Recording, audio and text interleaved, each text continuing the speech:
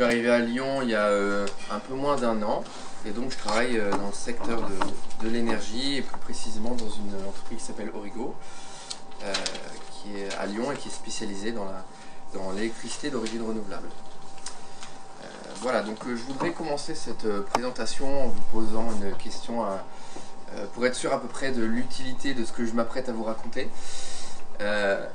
Levez-vous ceux qui pensent qu'on peut choisir son fournisseur d'électricité. Okay. Parmi vous, restez debout ceux qui pensent qu'on peut choisir l'origine de son électricité. Okay. Et encore parmi vous... Tu peux préciser ta question l'origine. Pour l'instant, c'est une question assez vague, justement, c'est un peu le but. Et donc, parmi vous encore, restez debout, ceux qui savent qu'ils ont un contrat d'électricité verte. Ok, bah c'est assez intéressant.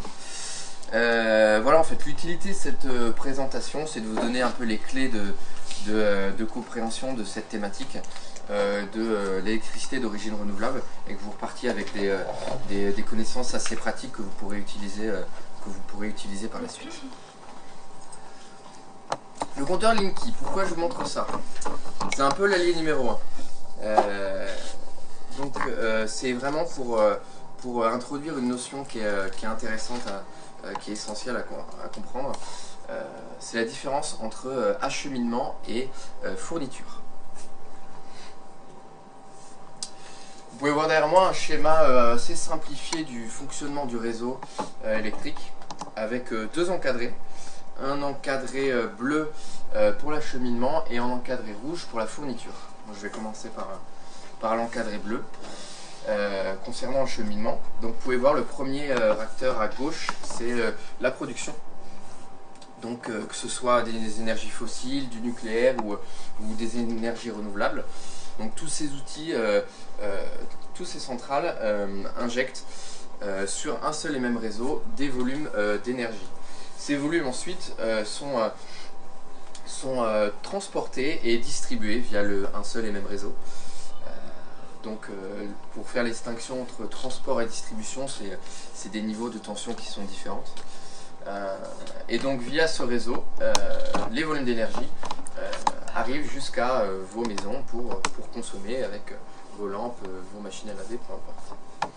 Voilà, donc vraiment en bleu, c'est pour symboliser les flux physiques d'énergie. À savoir que la production est un secteur concurrentiel. Le transport et la distribution n'en sont pas. C'est des monopoles. C'est-à-dire que c'est des entreprises d'État. RTE, vous voyez le logo ici, si j'arrive... Bon, RTE. Pour le transport, et Enedis pour la distribution. Donc l'ancien nom c'était ERDF. Voilà pour l'acheminement. La fourniture maintenant en rouge. Donc vous pouvez voir l'icône d'un téléopérateur. En fait, ce qu'on appelle communément le fournisseur, c'est l'opérateur auprès duquel vous allez souscrire un contrat et auprès duquel vous payez l'énergie que vous consommez. Vous pouvez voir des flux en vert, qui ne sont pas du tout des flux physiques, c'est des flux financiers. C'est-à-dire qu'en tant que consommateur, vous allez payer votre électricité donc, auprès de ce fournisseur, et ce fournisseur ensuite va rémunérer d'un côté le réseau pour l'acheminement, donc le transport et la distribution, et également les producteurs. Donc voilà, donc il faut vraiment faire la distinction entre ces deux aspects, fourniture et acheminement. Savoir que la fourniture également est un secteur concurrentiel. Une petite subtilité à savoir, c'est que certains fournisseurs ont la double casquette de fournisseurs-producteurs. Je prends l'exemple d'EDF, ils sont fournisseurs, ils sont aussi producteurs. Engie, c'est pareil. Voilà, donc c'est une petite subtilité. Donc en tant que consommateur final, lorsque vous souscrivez un contrat d'électricité, en réalité vous souscrivez un contrat unique comprenant 2 contrats. Un contrat commercial de fourniture et un contrat d'acheminement. Donc toujours dans l'idée de respecter cette distinction entre acheminement et fourniture. Pour le contrat commercial de fourniture, il y a une notion assez importante à comprendre, c'est la notion de responsable d'équilibre. Responsable d'équilibre, en fait, c'est une fonction qu'a le fournisseur en interne ou alors il a délégué à une autre entreprise. Et cette fonction, en fait, c'est être responsable du périmètre énergétique correspondant à la courbe de consommation des consommateurs de tous ses clients, des consommations de tous ses clients. Voilà. Donc c'est vraiment un contrat unique pour la fourniture et l'acheminement.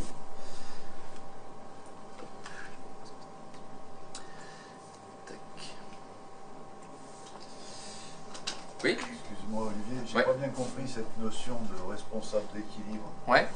Alors c'est vrai que bon, moi c'est pas mon métier, mais en fait l'idée c'est que pour un fournisseur, c'est d'assurer l'équilibre entre la production et la consommation de tous ses clients.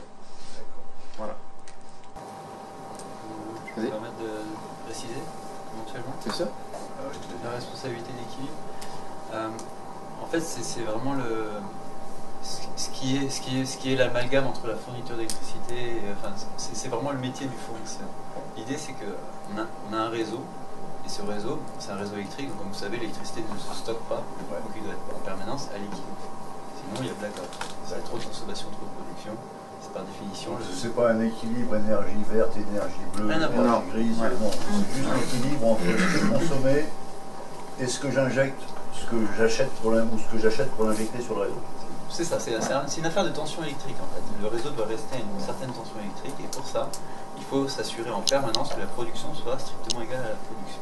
Et en fait, le métier du fournisseur, c'est un métier d'information. Lui, il va aller chercher l'information des courbes de consommation de ses clients et il doit en permanence être sûr qu'en face, il y a une production qui correspond à sa courbe de consommation. Et c'est ça le métier de responsable d'équilibre. Et c'est derrière cette notion-là qu'il y a d'ailleurs un marché de l'électricité. On parle de bourse d'électricité, de marché d'électricité, c'est derrière cette notion de responsable d'équilibre, il va payer un producteur pour s'assurer qu'en face de la consommation de ses clients, il y a bien de la production. D'accord, je comprends. On pourra en discuter plus en détail après, mais en gros, c'est ça. Mais c'est très intéressant comme notion et derrière en fait il y a vraiment une notion financière, c'est que le responsable d'équilibre s'engage à payer l'écart entre la consommation et la production qu'il a prévue en fait. Voilà. On pourra en rediscuter après si Ça doit être un peu complexe parce qu'on peut supposer que sur un bassin de consommation, ils sont un certain nombre de fournisseurs, enfin de prestataires, comment tu les as appelés, d'opérateurs. pour les ouais. Donc, comment ils se répartissent entre eux, les déséquilibres constatés sur le réseau, le fait que la tension a tendance à chuter ou qu'elle est en excès. Bah, en fait, c'est comment c'est régulé, une espèce de police. ouais. En fait, l'idée c'est vraiment de regrouper toutes les consommations et chaque fournisseur est responsable de son périmètre qui comprend tous ses clients.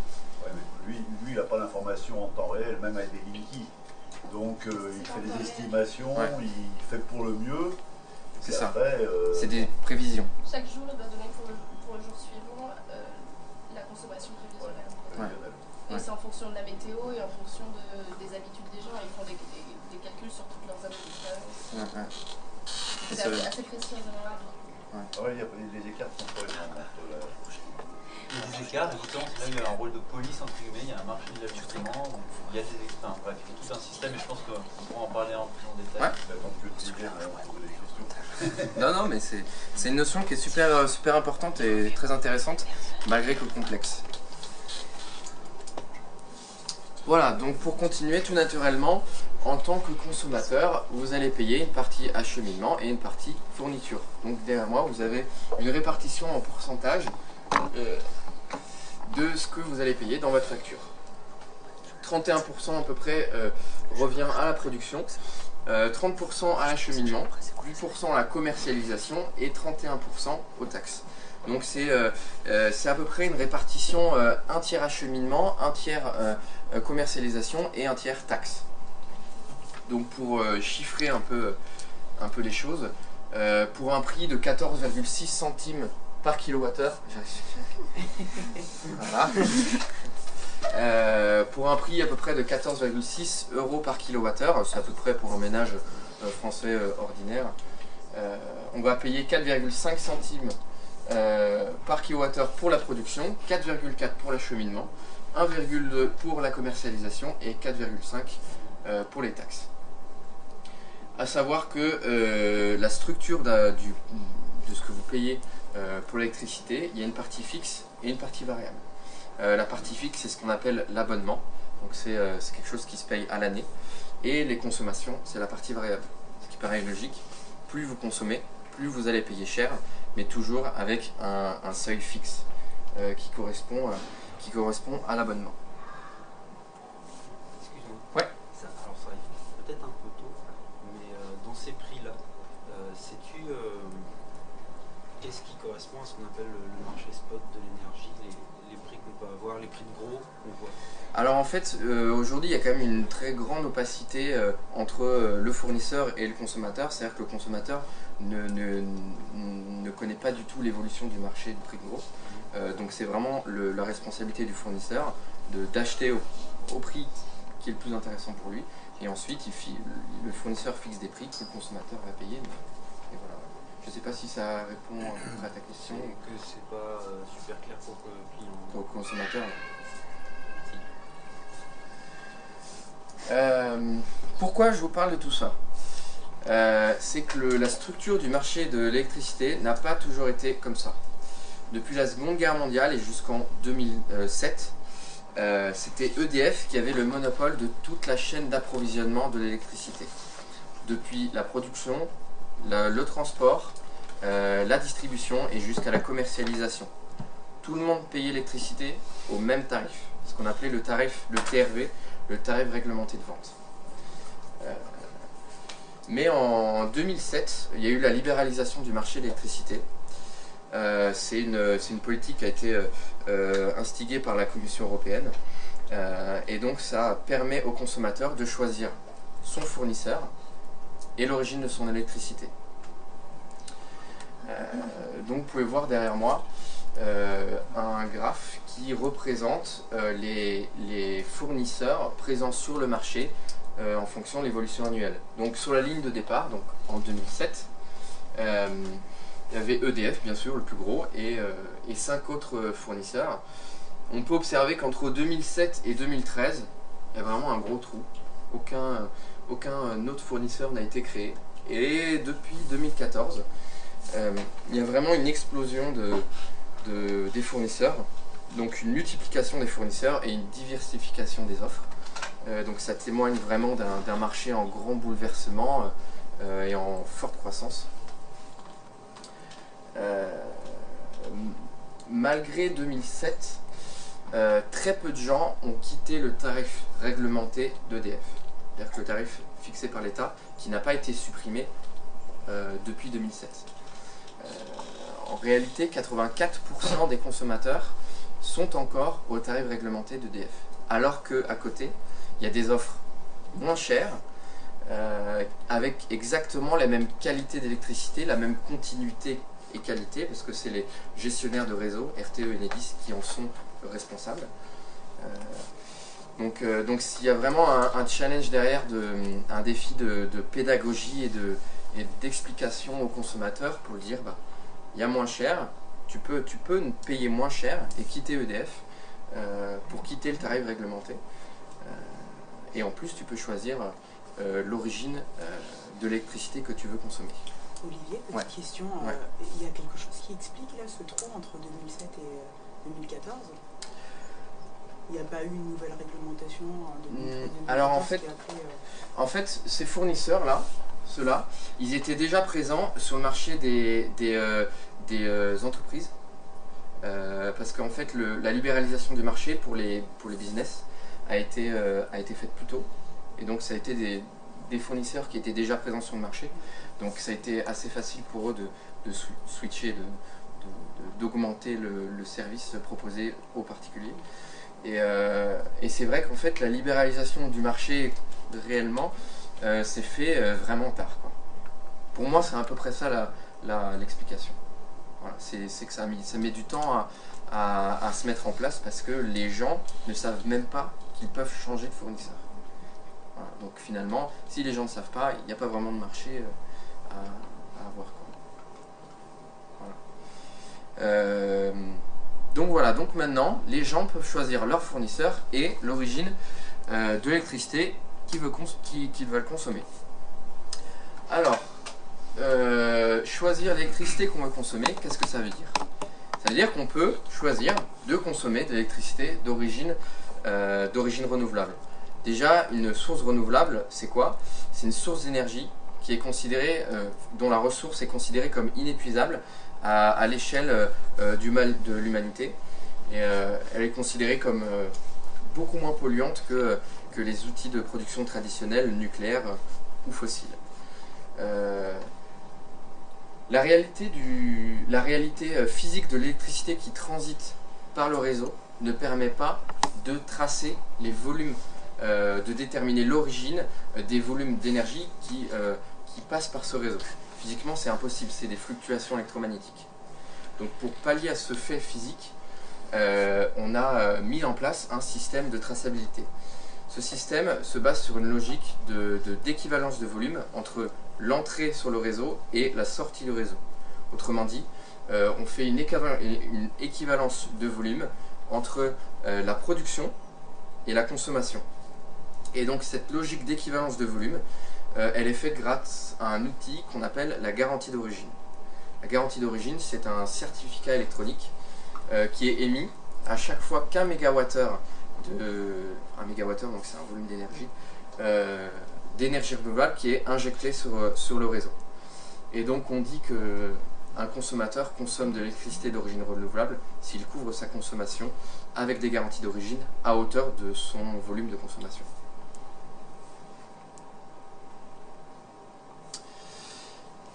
Un petit schéma pour mettre en évidence un acteur important de ce système de traçabilité, c'est PowerNext. En fait, l'État a mandaté une entreprise privée, PowerNext, pour organiser ce système de traçabilité et le contrôler. Alors comment ça se passe? Lorsqu'un producteur injecte sur le réseau 1 MWh d'énergie renouvelable, il obtient une garantie d'origine, il obtient gratuitement une garantie d'origine par PowerNext. Ensuite, le producteur peut valoriser cette garantie d'origine en la vendant à un consommateur final via un fournisseur ou une entreprise spécialisée dans les garanties d'origine comme Origo. J'ai mis Origo, mais ça pourrait en être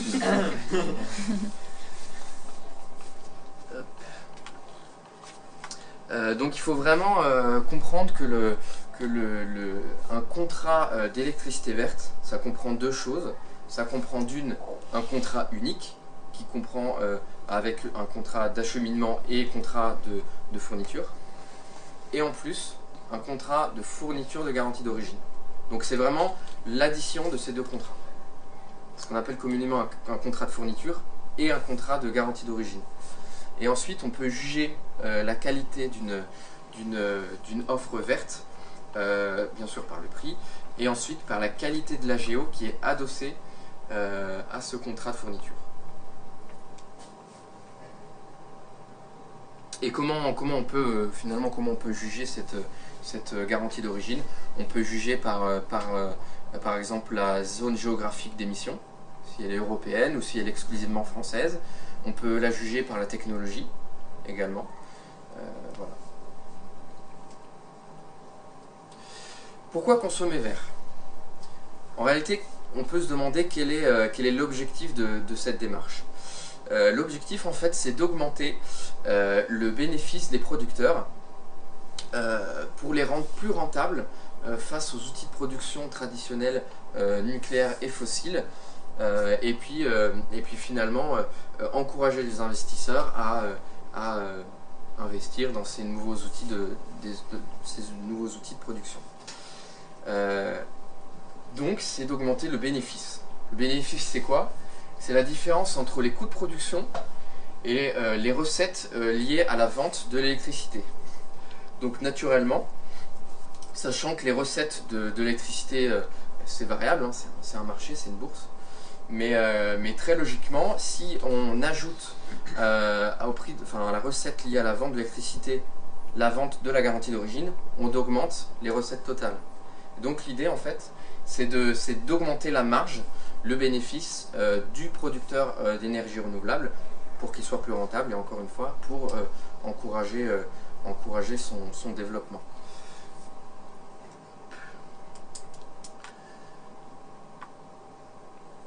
Et donc, bien sûr, comme je l'ai dit, pour un producteur, en valorisant, il peut valoriser cette garantie d'origine en la vendant et du coup ça lui amène du bénéfice en plus. Finalement, avec toute cette diversité d'offres et de fournisseurs, comment est-ce qu'on s'y retrouve? Donc une vraie question, c'est comment différencier les offres vertes. Donc le prisme de jugement vraiment à avoir là-dessus, c'est bien sûr le prix, la qualité de la géo et les services additionnels. Bon, je vais illustrer ce propos avec des fournisseurs qui sont intéressants à analyser. EDF, bien sûr, comme c'est le plus gros fournisseur aujourd'hui, utilise des garanties d'origine exclusivement françaises. Alors sur les dernières informations, il ne communique pas vraiment sur l'origine technologique de ces garanties d'origine, mais très globalement c'est l'hydraulique. Au niveau des services additionnels, donc on peut appeler ça aussi politique environnementale ou politique RSE, responsabilité sociétale des entreprises. Et donc ils mettent en avant l'investissement dans la recherche et mettent à disposition du consommateur une plateforme de suivi de consommation. Un deuxième, Direct Energy. Eux utilisent des garanties d'origine globalement européennes et exclusivement des technologies solaires et éoliennes. Au niveau des services additionnels, ils sont de plus en plus dans l'achat de centrales renouvelables. C'est-à-dire que c'est vraiment une tendance du marché, c'est qu'il y a vraiment une tendance à la double casquette fournisseur-producteur. Voilà. Donc énergie en fait partie. Enercop utilise des garanties d'origine française. En technologie, il me semble que c'est assez varié, hydraulique, solaire, éolien et biomasse, il me semble aussi, mais je ne suis pas sûr. Parce que c'est vrai que l'information je trouvais pas très transparente. Au niveau des services additionnels, ils mettent en avant les contrats directs par rapport aux producteurs et ils mettent en avant une gouvernance en coopérative. Mint Energy utilise des garanties d'origine européenne. Ils ne communiquent pas sur l'origine technologique des garanties d'origine utilisées. Et ils font de la compensation carbone en plantant des arbres. Équateur utilise des garanties d'origine française exclusivement et technologie hydraulique. Excusez-moi, il me semble que pour le gaz, Équateur l'importe d'Angleterre, mais que pour tout ce qui est LEC, ça va plus loin. Ouais, c'est ça. Pour leur gaz, ça vient d'Angleterre. Ouais. Ça, c'est très visible assez facilement sur le site internet. Mais l'activité gaz, c'est très récemment, il me semble. Et effectivement, c'est du biogaz d'Angleterre et les LEC des géos françaises. Ouais.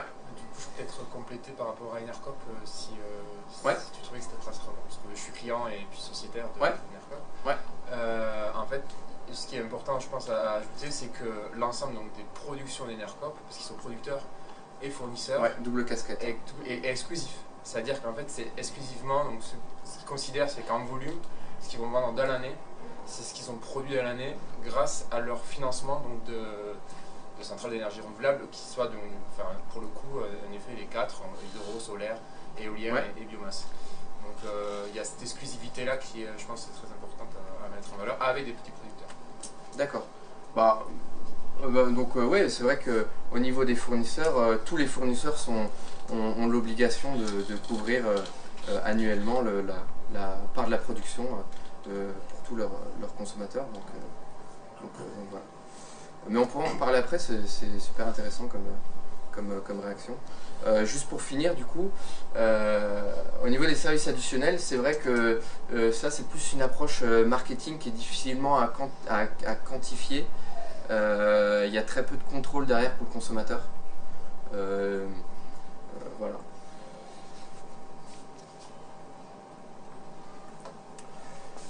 Voilà, bah merci de votre attention. Je suis à votre disposition pour discuter par rapport à toutes ces thématiques. Voilà. Aujourd'hui, par rapport à la quantité d'énergie produite par ces énergies renouvelables, la demande de la clientèle, elle en est où? C'est-à-dire qu'il y a une partie de cette énergie qui est vendue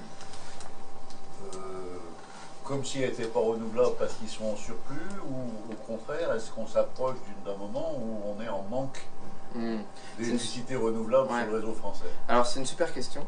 C'est vrai que finalement on peut penser que plus les gens sont sensibilisés à l'électricité verte, plus la demande en garantie d'origine va augmenter. Et donc comme la production d'énergie renouvelable est limitée, à un moment on peut considérer que les deux courbes vont se croiser, c'est-à-dire que l'offre va se croiser avec la demande et qu'on ne va pas pouvoir répondre à toute la demande possible. Donc l'idée en fait justement avec les garanties d'origine, c'est de plus on augmente l'utilisation de la garantie d'origine, plus on encourage le développement des énergies renouvelables, plus ça favorise leur développement. Et donc l'idée c'est d'augmenter les centrales d'énergie renouvelable et donc d'augmenter aussi l'émission de GO qu'en tant que consommateur on peut avoir. Donc en tant que citoyen français, il aurait mieux préféré un fournisseur d'énergie qui s'appuie que sur des garanties d'origine françaises, parce que ça va pousser au développement de production d'énergie renouvelable en France, plutôt que d'autres qui se contentent de profiter des champs éoliens des pays limitrophes en mer du Nord, par exemple. C'est une super question aussi. C'est un jugement personnel de savoir, on veut vraiment favoriser le développement des énergies renouvelables en France. Une autre démarche pourrait nous amener à penser qu'il vaut mieux développer des panneaux solaires en Grèce plutôt qu'en Allemagne. Parce qu'il y a plus de soleil en Grèce et donc au niveau empreinte carbone ce sera plus efficace. C'est vraiment une opinion personnelle. Si vous pensez que c'est mieux d'encourager, d'avoir une considération nationale, c'est un raisonnement qui est tout à fait tient. Oui, je voyais plus en termes d'impact sur les décisions gouvernementales, c'est-à-dire une vision plus politique qu'une vision de préférence nationale. C'est pas du tout mon propos. C'est plus, je dis, si on veut que le pays évolue, il faut que la pression elle vienne d'en bas, parce que nos politiques ils sont pas très courageux. Donc dire oui à une demande massive qui vient de la population, ça leur convient mieux que d'imposer des trucs qu'ils ont calculés eux-mêmes. En fait, l'idée de cet outil, la garantie d'origine, c'est vraiment de permettre un choix de consommation. C'est de dire, en tant que consommateur, on a le droit de faire un choix, de choisir l'origine de son électricité et d'encourager seulement le développement d'un certain type d'énergie. Voilà, donc c'est vraiment, comme vous le disiez, que ça vienne d'en bas et que, en tant que consommateur, on a un pouvoir pour faire bouger les choses. Je propose que je vais faire distribuer un petit bâton de parole et du coup comme ça je vais pas distribuer la parole comme ça vu qu'on n'a pas de micro. Oui, je voulais une petite question. Je voulais juste savoir, PowerNext, est-ce qu'il rend des comptes à l'État? Est-ce que c'est quand même réglementé par l'État, justement, le fait de donner des garanties d'origine? Alors en fait, donc PowerNext, c'est une entreprise privée donc, qui est mandatée avec une période finie. Notamment là, le mandat de PowerNext arrive bientôt à sa fin et donc on va savoir s'il va être reconduit dans sa mission. Et en fait, l'État délègue totalement cette mission de contrôle et de régulation de ce système-là. Mais au-delà de ça, il y a une entité qui est encore plus englobante, c'est la CRE, voilà, la Commission de la régulation de l'énergie, et donc qui émet des avis et des avis et puis des délibérations sur ce système de garantie d'origine, mais PowerNext est vraiment l'entreprise qui régule ce système-là.